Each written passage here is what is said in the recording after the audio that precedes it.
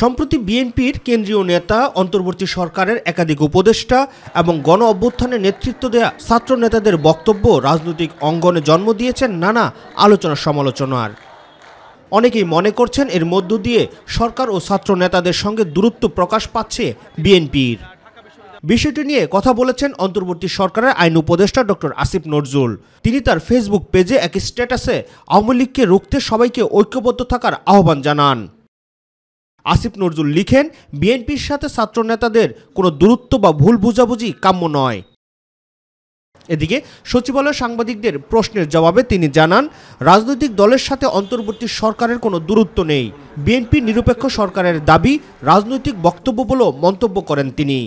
না না না, এটা মাঝে মাঝে মনে হয় যোগাযোগ কম থাকলে মনে হয় গ্যাপ, আসলে কোনো গ্যাপ নাই, যোগাযোগ আরো বাড়ানো হবে। এটা রাজনৈতিক বক্তব্য হিসেবে বলছে, অন্য কিছু না। অন্তর্বর্তী সরকারই যথেষ্ট নিরপেক্ষ থাকবে বলে আমরা কনফিডেন্ট।